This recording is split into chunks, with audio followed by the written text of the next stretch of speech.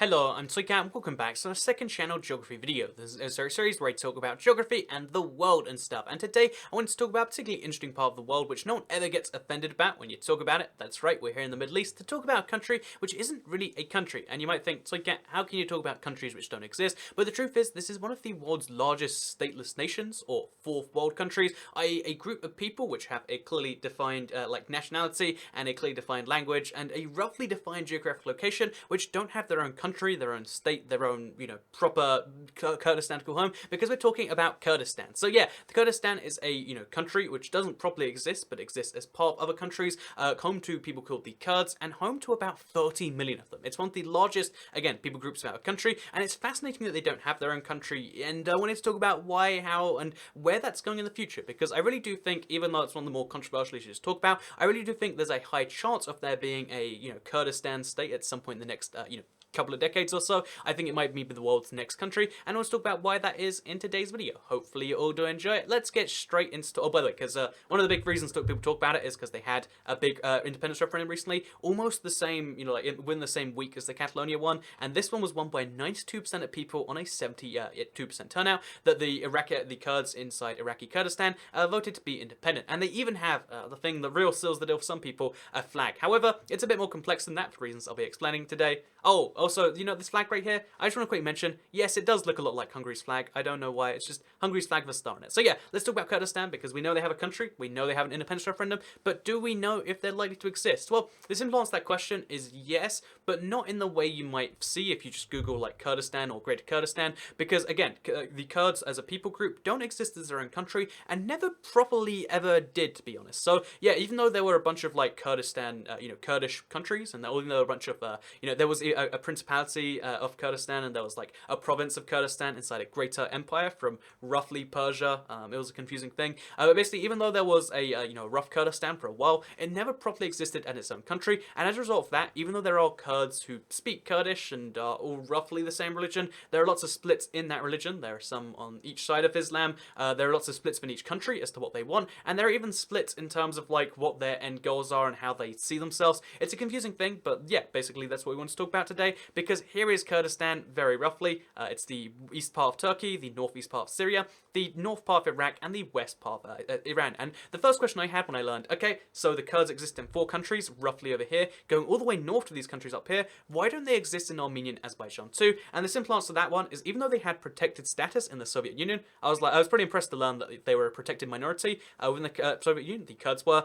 Before that, in the Stalin times, they were ethnically cleansed, and a lot of people left for that. And as soon as these countries went independent from the Soviet Union, they removed the protected status, and a lot of people fled then too. And basically, to this day, only about 50,000 Kurds live in Armenia and Azerbaijan. About 50,000 each, so about 100,000 combined, compared to the 30 million over here. So that's why we're talking about these 4 countries. Even though you'll see a little bit of it on the population graphs over here and over here, the rough Kurdistan borders here and the population graph here, you'll see a little bit spread into those countries. But for the most part, it's not what you talk about. You talk about the 4 parts of Kurdistan: Turkish Kurdistan, Syrian Kurdistan, Iraqi Kurdistan, and Iranian Kurdistan. So yeah, just as a fun fact, by the way, even though about 100,000 live in these 2 countries combined, 800,000 Kurds live in Germany, which is one of the largest expat populations, because of the whole lots of Turkish people live in Germany in general, and as a part of that, lots of Kurds go there too. So yeah, 800,000 Kurds live in Germany, and only 100,000 over here, and 30 million over here. So we're going to be talking about here, and not as part of Germany too. So yeah, basically, there are 4 parts to it, and even that's a little bit disingenuous, because people say, oh yeah, it's a 4-country issue, and it gets like, oh, that's a big mess.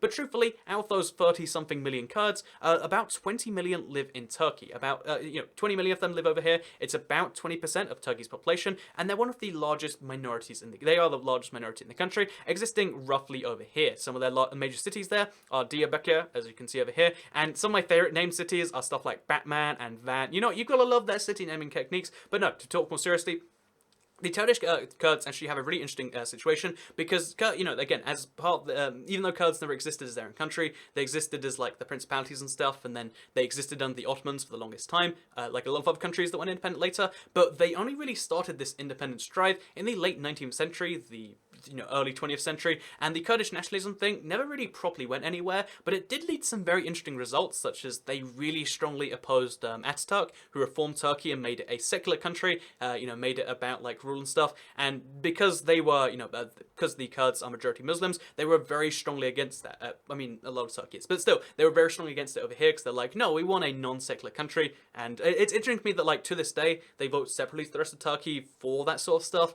It's confusing stuff, basically. And also, a thing about the Turkish Kurds you've got to keep in mind is there is a very large terror organization that isn't quite a terror organization by some definitions. It's the Kurdish Workers' People Party. So, presumably because Turkey is a NATO ally, I should say, the Kurdish People Party, the Kurdish People Party, the PKK. Maybe that's a sign I should slow down, when I slip over my words. But the Kurdish People Party, a terror group, as some people call it, basically it's a separatist group which is aiming to make Kurdistan a separate country in Turkey, is recognized as a terror group by all of NATO's allies, but not by China, Russia, Switzerland, or the UN, which I find to be fascinating. May gives you an insight to the fact that, Turkey would really rather keep this Kurdistan thing under wraps, and they have a whole bunch of, public statements on, we will not allow it for this or that. It's vaguely reminiscent of Spain and Catalonia, but it's a lot more serious in Turkey. In fact, the Kurds, there's an interview here where they're like, it's not like Catalonia. Oh, if we were in Europe, we wouldn't even want that, which I thought was fascinating. You see that this is about Iraq's thing, but it's about the Kurds as a whole. They see themselves as really being prosecuted and being different and being a minority in all the countries they operate in. And Turkey is the biggest example of that, and this is the biggest population group, and it's also the one which is, I guess, in some senses, most suppressed and least likely to get free from it. Because unlike these other countries, which are situations of war zones all the time, Turkey is a firmly NATO ally and has the support, to some extent, the US, which they kind of need, because, again, this is the bridge between continents right here, by the way, and as you can see, it's important for a whole bunch of continents, a whole bunch of places, a whole bunch of reasons, and that is Turkey right there, which is why the Kurd thing is like, oh, let's push it to the side there, and let's talk about the other free ones, or that's what the US would rather think, or anyone that's a Turkey ally, because there are Syrian Kurds and there are Iraqi Kurds. So, like I said, the Iraqi Kurds kind of got independence because of the US. It's way more complex than that. You got to talk about military history. Not my thing. So we'll just mention that yes, Iraqi Kurdistan is something that existed recently, and this is one of the problems with trying to get autonomy, because you got to bear in mind there are two main goals for Kurdish people. Some of them just want autonomy. Some of them want full independence. But because the ones who want autonomy are kind of in the same group as the independent people, whenever autonomy is given, it kind of creates this issue where they got autonomy and they use it to push for independence, and this means that all of the countries around them are very strongly denying, if you go independent, Kurdistan, we will cut all the ties with you. We're going to make sure you don't like this. And basically, it leads to the issue where they have the most independence here in Iraq, but they want even more of it. And this is where a lot of the big push for an independent Kurdistan comes from. And this is where you might see the Kurdistan state first form, because again, they're having these agreements with Iraq, and yeah, that's why that's happening. And there you go, fun fact. Because even though they had the referendum, Iraq says it's not legit because all of Iraq needs to decide on this region, not just the semi-part there, which kind of makes some sense, although not really, because that's not how it works. But still, that's something that comes up over here. So yeah, this is Iraqi Kurdistan, where about 5 million Kurds live. A smaller portion live in Syria. It's about 2 million here. They live mostly in Al-Hasaka over here, as you can see. It's not a big city compared to the other ones. Again, compared to around 1 million people who live in Diyarbakir, or about 1 million people who live in Erbil, and even a lot of people who live around here, only about 250,000 live in the largest Kurd city in Syria. And for the most part, this is this is the one that comes up the most, though, because again, they're doing stuff in the Syrian civil war, and I don't like to talk about that because it's an ongoing situation. It's really complex, and you can just talk about it and be like, I really like this, or I really like the Russians, or I really like nuclear weapons. You can just talk about that however you like. But Syrian civil war's going on. It involves the Kurds, and because of that, again, this part has got its own semi-autonomy right now, because nothing's going on in Syria as far as the government goes. Fun fact, there you go. Syrian Kurdistan also has some autonomy. So now we talked about the part that isn't allowed autonomy, the part that kind of wasn't but now has it and is being really pushed back against, the part that kind of has it by default, and then we're going to talk about Iranian Kurdistan. So even though, like I said, all of the Kurds in these regions kind of want independence, that's the goal for a lot of people, the Iranian Kurdistan movement is really quite different. And in fact, the Iranian Kurds are quite different in themselves too, because there are Iranian Kurds who really don't want independence at all. In fact, that's the majority of them. Most of them just see it as oh yeah, we talk Kurdish, in the largest city, Tabriz, they speak, they speak a lot of Kurdish right there, Southern Kurdish, I think it's called, but they speak a lot of Kurdish in these cities, and even though they're Kurdish people who live there and stuff, they just consider it like, it's fine, we're part of Iran, they're way more integrated, they have way more of a common link to the Iranian people, and they even have a lot of representation in the Iranian government as like a significant minority in the country. So, also what might spread that is the fact that there's like groups within groups, so even though the majority of Iranian Kurds don't want to be part of a Greater Kurdistan, there is like so it's like a Sunni Shia split thing again. It confuses me when you split Islam down into all these different sections, but basically some Iranian Kurds want independence, but it's a small minority of the small minority of Kurds that exist there. So there you go, now you know the 4 parts of what would be a Greater Kurdistan, and you understand the very rough situation behind them. You know that in Iraq we've got Erbil as its largest city, in Syria we've got Al-Hasaka, we've got Diyarbakir over here, as well as a whole bunch of fun named cities. Again, I like the city naming over here. We got cars, and we got van, and we got Tatvan, and we got Batman. I just, it's a good naming system, and basically this is what Kurdistan would look like if it united. However, the odds of that happening are kind of low, because like I said, all 4 countries have different goals, different situations, different statuses. I realize I've been using there we go.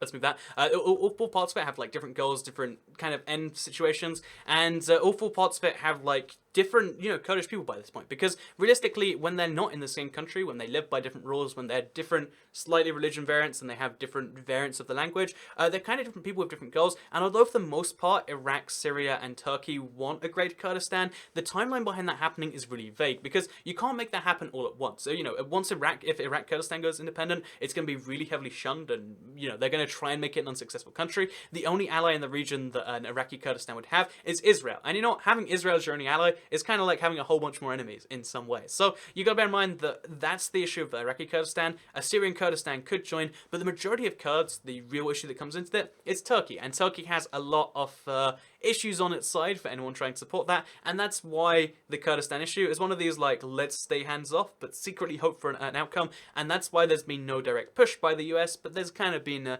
indirect push in that form. So yeah, here is Kurdistan, but you probably won't see the Iranian side join because most Iranians don't want it. You probably won't see the Armenian part be there because it's a really small minority. You probably won't see the Georgian bits. You probably won't see all of this. And there you go. There's a rough understanding of Kurdistan. It's probably not going to exist right now. It's going to exist in some small form, then maybe in some larger form. And then if that form keeps existing, maybe you'll get the Turkish Kurdistan. But you got to bear in mind, Turkey's a whole mess of a country to try and talk about and a whole, try and explain, and because because there's a large minority of Kurds living there, it creates this big issue of like, well, let's just, no one can really say too much about that, and we'll see how that goes in the future.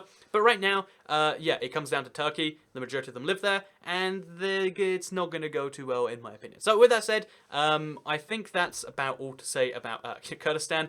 I also, if I didn't mention this earlier, or like properly, basically, they made a lot of like, because the Catalonian independence thing happened at the same time, they made a lot of like references to like, oh yeah, well, even, Catalonia's a thing, but like, it's not the same as us where we were properly repressed. They're like not on board with Catalonia. A lot of independence movements get straight on board with every other independence movement, because like Kosovo loves Kurdistan because Kosovo wants Kurdistan to exist because it's the same thing as them. Or like, Catalonia wants Kurdistan to exist, but Kurdistan's not like that. They're just like, look, we've been violently oppressed in the countries we exist in. We just want our own country.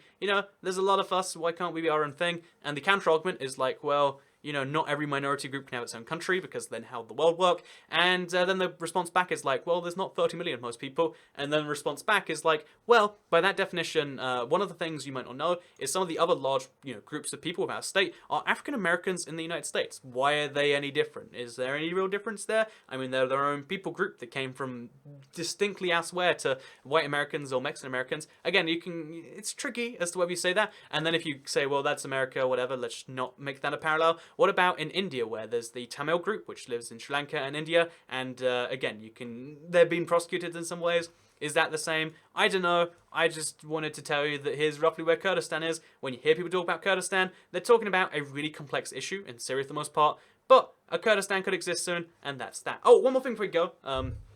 I wanted to mention this now, before we go here. This isn't paying the video. Look, it's over 10 minutes, so you're gonna, even if you're like one of those people that just like is a sheep and is like, well, 10-minute video is clearly what you're going for here. But no, one little story I wanted to tell is I did actually meet a Kurd once in real life. There aren't many Kurds in the UK, but I met one once who was an Uber driver on New Year's Eve. He had a really nice car for the record, and it was like something like 40 minutes. I need like a 40-minute drive. He had like 35 minutes to do it. He did it for me so I could go see some New York, so I could see the New Year fireworks like 10 seconds before they started. And he said he was there illegally, and that was just a lot of information, and it was New Year's Eve, so I didn't obtain much of it. But still, cool guy. I know one Kurd, and he's a cool person, so I guess I'm on board with Kurdistan, because what other reason do you have? But no, more seriously, I think we'll see something happen sometime soon, and if we do see a Kurdistan the next 10 years, then I called it here first. So yeah, second channel, don't care. Goodbye.